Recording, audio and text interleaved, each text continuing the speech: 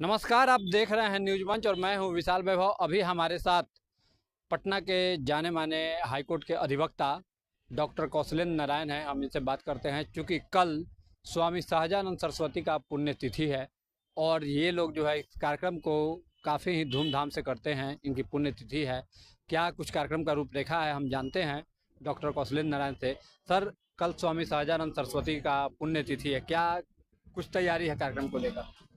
देखिए, कल हम लोग के श्रद्धेय स्वामी सहजानंद सरस्वती जी की 74वीं पुण्यतिथि है और समग्र तिलक परिषद, जिसके अध्यक्ष हैं चंद्रभूषण राय जी, संयोजक हैं राजकुमार सिंह जी और सचिव हैं संजय कुमार जी, हमारे छोटे भाई समान हैं, और एक और छोटे भाई समान आलोक जो हैं वो भी जुड़े हुए हैं। और स्वामी सहजानंद सरस्वती जी की जो पुण्यतिथि मनाई जा रही है उसमें एक समग्र तिलक परिषद के सदस्य के रूप में मैं भी हूँ। ये स्पष्ट रूप से मैं कहना चाहता हूँ कि कल बहुत बड़ा परिचर्चा है, सेमिनार है और ये न्यूट्रल है, किसी पार्टी लेवल पर नहीं है। ये कार्यक्रम कहाँ पे होगा सर? ये कार्यक्रम जो है जगजीवन राम शोध संस्थान है सचिवालय के पास, बहुत बड़ा हॉल है, वहाँ पर होगा। लगभग कितने लोग रहेंगे इस कार्यक्रम में? हजारों लोग रहेंगे, बाहर से भी लोग आ रहे हैं और स्वामी जी के कृतित्व एवं व्यक्तित्व पर प्रकाश डाला जाएगा। आपको ये पता होनी चाहिए कि किसानों का, मजदूरों का, दलित शोषित का रहनुमा स्वामी सहजानंद सरस्वती थे। जब वो बचपन में ही, बचपन का नाम था उनका नौरंग राय, जब जन्म लिए थे ही उत्तर प्रदेश के जस्ट हमारा बिहार का जो बॉर्डर खत्म होता है, गाजीपुर लगता है, वहीं पर सैदपुर तहसील के बिरना थाना के देवा नामक ग्राम में उनका जन्म हुआ था। बचपन का नाम था बालक नौरंग राय। बाद में एक लंबा इतिहास रहा है, दंड धारण किए, सन्यासी हुए। उस इतिहास को उतना बड़ा हम बता नहीं सकते हैं, बहुत लंबा समय लगेगा। तो आज स्वामी जी की चेतना जो थी उस देश में सुस्त हो गया है। कोई भी सरकार उनकी चेतना को जगाने में, किसान और दलितों को, मजदूरों को जगाने मीन्स उसकी बात करने में, उसके संदर्भ में बात करने में, उसकी हक हकूक की बात करने के लिए तत्पर नहीं है। और स्वामी सहजानंद सरस्वती जी ने ढेर सारा ऐसा काम किया। आपको ये पता होना चाहिए कि बिहार में जो जमींदारी प्रथा थी तो 75% जमींदार भूमिहार जाति के ही थे। ये कहने में कोई अतिशयोक्ति मुझे नहीं है। भूमिहार जाति ने इस बिहार ही नहीं बल्कि देश को बहुत कुछ दिया। आपको पता होनी चाहिए कि लोकबंधु राजनारायण, समाजवाद का इतना बड़ा मुखौटा देश में लोग मानते हैं, राजनारायण ने 800 एकड़ जमीन, काशी नरेश का भगीना थे, गरीबों में बांट दिए थे। मरे जब तो उनके लिए कफन के पैसे नहीं थे। ठीक स्वामी सहजानंद सरस्वती जी ने ई भून कि चप्पल जूता जीवन में नहीं पहना और वस्त्र को उतार दिए थे। सिर्फ एक मतलब नीचे लंगोटी पहनते थे, एक लठ धारण किए हुए रहते थे और किसानों के लिए हमेशा लड़ते रहे। मैं स्पष्ट रूप से कहना बीटा से भी सर उनका नाता रहा है। जी, बीटा से इसलिए नाता रहा कि ये 1928 ईस्वी में बीटा में सीताराम आश्रम की स्थापना उन्होंने किया। और बिहटा को ही नहीं, वो तो किसान आंदोलन का बाद में राष्ट्रीय कार्यालय हो गया। प्रोफेसर NG रंगा, जिन्होंने 12 बार तक संसद सदस्य रहे, वो यहाँ आते थे। अब समझ लीजिए, और स्वामी जी जब अखिल भारतीय, आपने बिहटा का जब नाम लिया तो मैं आ जाता हूँ वहीं पर, अखिल भारतीय किसान सभा की जो 1936 में स्थापना की है लखनऊ में, तो वहाँ पर नेहरू भी आ गए थे। देखिए क्या स्वामी सहजानंद सरस्वती जी का एक अपना माने संगठनकर्ता के रूप में पहचान थी कि नेहरू आए।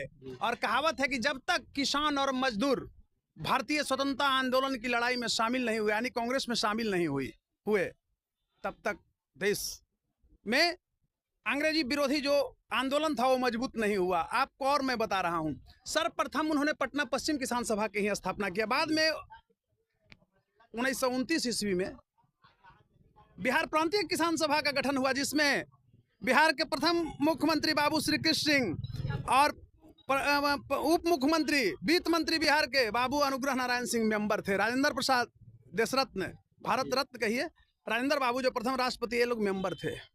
दूसरी चीज मैं बता रहा हूँ, बहुत अच्छा आपने छेड़ा। पढ़ने पढ़ाने वाले, मेरा बैकग्राउंड शिक्षक का रहा है तो आप छेड़ दिए, थोड़ा सुनना ही पड़ेगा आपको।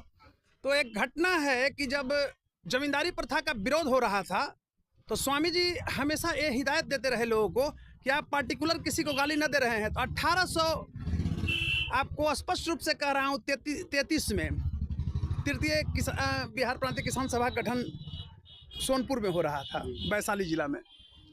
तो उन्होंने कहा, उस समय तो मुजफ्फरपुर जिला था, तो उन्होंने कहा। नमस्कार, आप देख रहे हैं न्यूज मंच और मैं हूं विशाल वैभव। अभी हमारे साथ पटना के जाने माने हाईकोर्ट के अधिवक्ता डॉक्टर कौशलेंद्र नारायण हैं। हम इनसे बात करते हैं, क्योंकि कल स्वामी सहजानंद सरस्वती का पुण्यतिथि है और ये लोग जो है इस कार्यक्रम को काफ़ी ही धूमधाम से करते हैं। इनकी पुण्यतिथि है, क्या कुछ कार्यक्रम का रूपरेखा है हम जानते हैं डॉक्टर कौशलेंद्र नारायण से। सर, कल स्वामी सहजानंद सरस्वती का पुण्यतिथि है, क्या कुछ तैयारी है कार्यक्रम को लेकर? देखिए, कल हम लोग के श्रद्धेय स्वामी सहजानंद सरस्वती जी की 74वीं पुण्यतिथि है और समग्र तिलक परिषद, जिसके अध्यक्ष हैं चंद्रभूषण राय जी, संयोजक हैं राजकुमार सिंह जी और सचिव हैं संजय कुमार जी, हमारे छोटे भाई समान हैं, और एक और छोटे भाई समान आलोक जो हैं वो भी जुड़े हुए हैं। और स्वामी सहजानंद सरस्वती जी की जो पुण्यतिथि मनाई जा रही है उसमें एक समग्र तिलक परिषद के सदस्य के रूप में मैं भी हूँ। ये स्पष्ट रूप से मैं कहना चाहता हूँ कि कल बहुत बड़ा परिचर्चा है, सेमिनार है और ये न्यूट्रल है, किसी पार्टी लेवल पर नहीं है। ये कार्यक्रम कहाँ पे होगा सर? ये कार्यक्रम जो है जगजीवन राम शोध संस्थान है, सचिवालय के पास बहुत बड़ा हॉल है, वहाँ पर होगा। लगभग कितने लोग रहेंगे इस कार्यक्रम में? हजारों लोग रहेंगे, बाहर से भी लोग आ रहे हैं और स्वामी जी के कृतित्व एवं व्यक्तित्व पर प्रकाश डाला जाएगा। आपको ये पता होनी चाहिए कि किसानों का, मजदूरों का, दलित शोषित का रहनुमा स्वामी सहजानंद सरस्वती थे।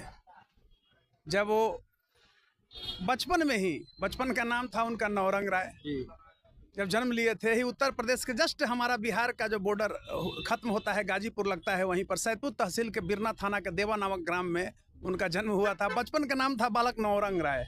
बाद में एक लंबा इतिहास रहा है, दंड धारण किए, सन्यासी हुए। उस इतिहास को उतना बड़ा हम बता नहीं सकते हैं, बहुत लंबा समय लगेगा। तो आज स्वामी जी की चेतना जो थी उस देश में सुस्त हो गया है। कोई भी सरकार उनकी चेतना को जगाने में, किसान और दलितों को, मजदूरों को जगाने मीन्स उसकी बात करने में, उसके संदर्भ में बात करने में, उसकी हक हकूक की बात करने के लिए तत्पर नहीं है। और स्वामी सहजानंद सरस्वती जी ने ढेर सारा ऐसा काम किया। आपको ये पता होना चाहिए कि बिहार में जो जमींदारी प्रथा थी तो 75% जमींदार भूमिहार जाति के ही थे। ये कहने में कोई अतिशयोक्ति मुझे नहीं है। भूमिहार जाति ने इस बिहार ही नहीं बल्कि देश को बहुत कुछ दिया। आपको पता होनी चाहिए कि लोक बंधु राजनारायण, समाजवाद का इतना बड़ा मुखौटा देश में लोग मानते हैं। राजनारायण ने 800 एकड़ जमीन, काशी नरेश का भगीना थे, गरीबों में बांट दिए थे। मरे जब तो उनके लिए कफन के पैसे नहीं थे। ठीक स्वामी सहजानंद सरस्वती जी ने ई भून कि चप्पल जूता जीवन में नहीं पहना और वस्त्र को उतार दिए थे। सिर्फ एक मतलब नीचे लंगोटी पहनते थे, एक लठ धारण किए हुए रहते थे और किसानों के लिए हमेशा लड़ते रहे। मैं स्पष्ट रूप से कहना बीटा से भी सर उनका नाता रहा है। जी, बीटा से इसलिए नाता रहा कि ये 1928 इसमें बीटा में सीताराम आश्रम की स्थापना उन्होंने किया।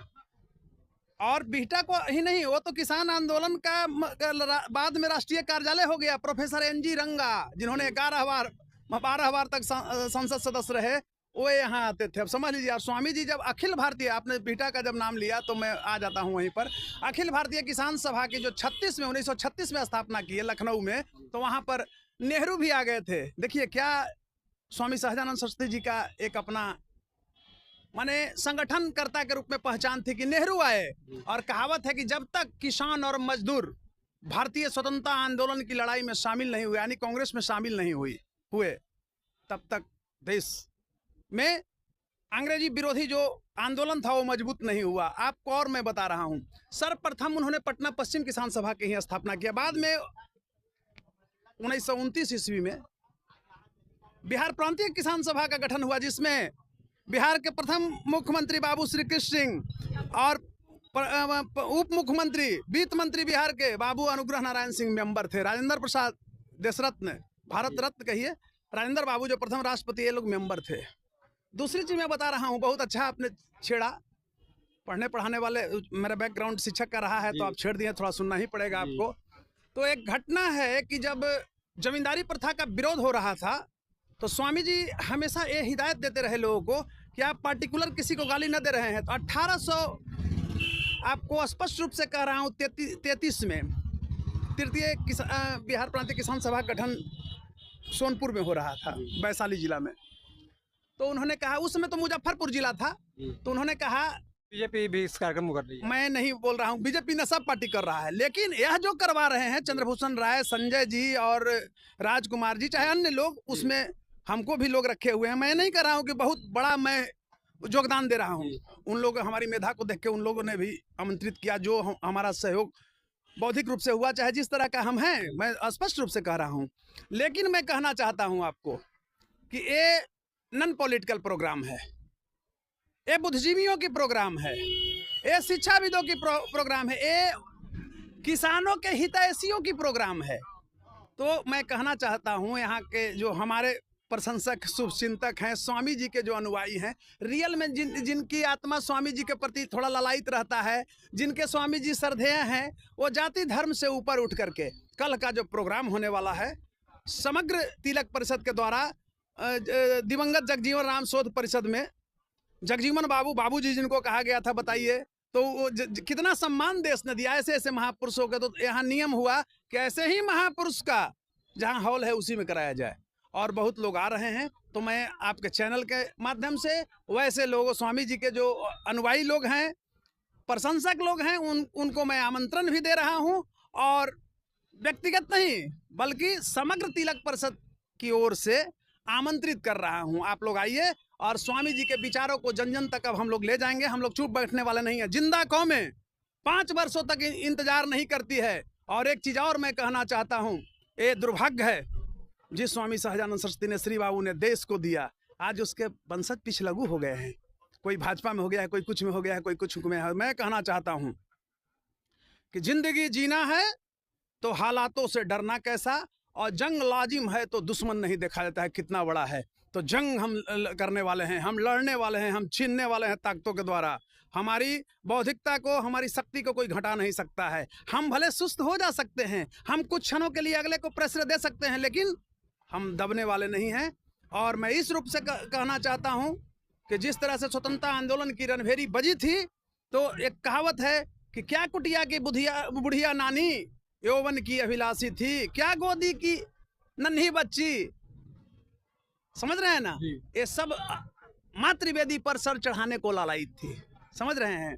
तो मैं कहना चाहूँगा कि कल आएँ और समग्र तिलक परिषद का जो कल प्रोग्राम है उसमें हम लोग स्वामी जी के विचारों को सुने, अपनी बातों को रखें और जन जन तक, मास आबादी में, गांव में, सुदूरवर्ती में, किसानों और मजदूरों के बीच ले जाएं। अब ये बताइए, मैं स्पष्ट रूप से कह रहा हूं कि स्वामी जी पर परिचर्चा होगा तो मैं ब्यूरोक्रेट सुन के क्या करेंगे बताइए। स्वामी जी पर परिचर्चा होगा तो किसान और मजदूरों से जुड़ा हुआ लोग ही आए तो अच्छा रहे। किसानों की संख्या होना चाहिए, पटना में घूमने वालों की संख्या नहीं होनी चाहिए। मैं स्पष्ट रूप से कह रहा हूं, जो ओरिजिनल स्वामी जी के लिए लड़ रहे हैं, इसको राजनीतिक और एक व्यवसायिक रूप नहीं दें। ओरिजिनल स्वामी जी के लिए काम करें, किसानों के लिए करें, मजदूरों के लिए कहें। और स्पष्ट रूप से मैं कहना चाहता हूं, अंतिम कड़ी के रूप में अब मैं संक्षिप्त कर रहा हूं आप लोगों के बीच में। आप लोग अपना बहुमूल्य समय निकाल करके मुझे फ़ोन किया कि सर पूर्व संध्या पर एक हमको आपका विचार हम आम जनमानस में ले जाना चाहते हैं। विशाल जी, इसके लिए मैं आपके प्रति आभार प्रकट करता हूं। लेकिन मैं कहना चाहता हूं स्वामी जी के वंशजों को कि जागो, स्वामी सहजानंद श्री कृष्ण सिंह के वंशजों, तुम्हारा शोषण हो रहा है, सोए कब तक रहोगे? अब तो कुछ करके दिखाओ। तुम हर पंक्ति में पीछे जा रहे हो, अपना नेतृत्व विकसित करो। और आपके चैनल को बहुत बहुत धन्यवाद देते हुए और स्वामी जी के वंशजों के प्रति आभार प्रकट करते हुए और आमंत्रण दे रहा हूं कि कल अधिकाधिक संख्या में पहुंचे। और एक लाइन में मैं निचोड़ बता दे रहा हूं कि समग्र तिलक परिषद के हुए और आमंत्रण दे रहा हूं कि कल अधिकाधिक संख्या में पहुंचे। और एक लाइन में मैं निचोड़ बता दे रहा हूं कि समग्र तिलक परिषद के अध्यक्ष चंद्रभूषण राय जी, संयोजक राजकुमार सिंह जी, सचिव संजय कुमार जी, ये हमारे छोटे भाई की तरह हैं, आलोक हैं, छोटे भाई हैं। इतना बड़ा इन्होंने जो प्रोग्राम करने के लिए चला, इसके लिए साधुवाद दे रहा हूं। उन लोगों ने मुझे रखा वक्ता के रूप में, या जो समझिए हम फूले न समा रहे हैं। हम इन लोगों के प्रति भी बहुत बहुत आभार प्रकट करते हैं। बहुत बहुत धन्यवाद। सर, एक आखिरी क्वेश्चन होगा, संक्षेप में इसका जवाब। बिहटा को काफ़ी दिनों से स्वामी सहजानंद सरस्वती नगर से नाम से जो है पुकारने की मांग हो रही है कि बिहटा का नाम बदल के स्वामी सहजानंद सरस्वती नगर कर दिया जाए, कितने सहमत हैं? देखिए, मैं आपको बता रहा हूँ, आपने बहुत अच्छा चीज छेड़ा, इस पर कोई काम नहीं किया है और ये बीजेपी की सरकार है यहाँ।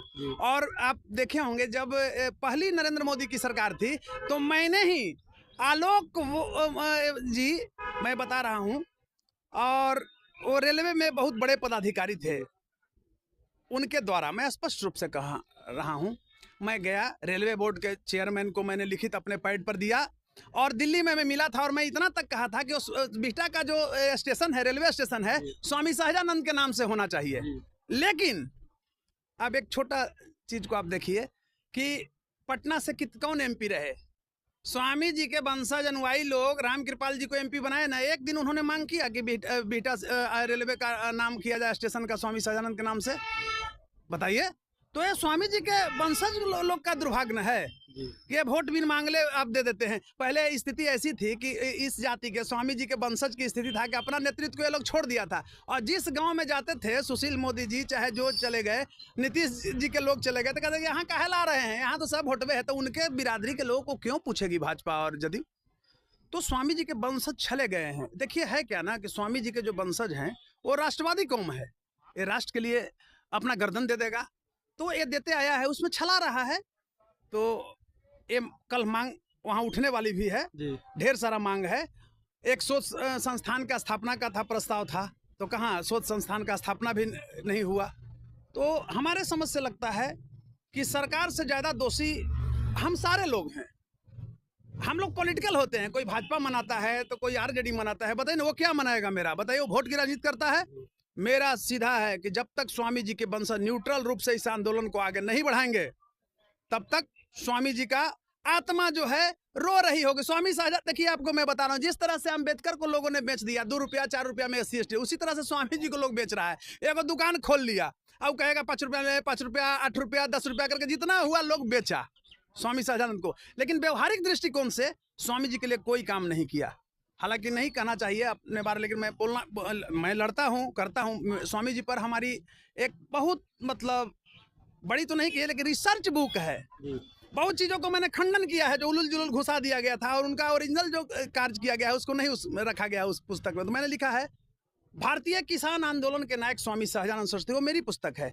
अभी एक और मेरी शोध बुक प्रकाशित हो रही है। लेकिन स्वामी जी के हम जन्मोत्सव जब होगा, महाशिवरात्रि के दिन आने वाला, मतलब ये अगले साल, तो उस दिन मेरा प्रकाशित होगा। और अब यही कहना चाहेंगे कि आज पूर्व संध्या है उनके पुण्यतिथि पर, तो आज भी स्वामी जी के पुण्यतिथि के पूर्व संध्या पर भी मैं उनके नाम से दीपक जलाते हुए और भावभीनी श्रद्धांजलि, दीपक तो जलाऊंगा अभी जाके उनके जो मूर्ति है वहाँ पूर्व संध्या पर भी, आपको पता ही है, उसी के लिए हम किए हैं। लेकिन अभी आपके चैनल के माध्यम से, न्यूज मंच के माध्यम से, विक्रांत विशाल जी जैसे लोग पत्रकार के सामने मैं ये कह रहा हूं कि हृदय से, व्यथित मन से मैं भावभीनी सच्ची श्रद्धांजलि अर्पित करता हूं स्वामी सहजानंद जी के प्रति और नमन करता हूं। धन्यवाद सर। तो देखिए, ये थे हाई कोर्ट के जाने माने अधिवक्ता डॉक्टर कौशलेंद्र नारायण, जिन्होंने सीधा रूप से स्वामी सहजानंद सरस्वती के पुण्यतिथि के पूर्व संध्या पर जो है भावभीनी श्रद्धांजलि अर्पित करते हुए और उनके विचारों को से जो है हमें अवगत कराया। बने रहिए न्यूज मंच के साथ। न्यूज मंच के लिए अरुण कुमार के साथ विशाल वैभव, पटना।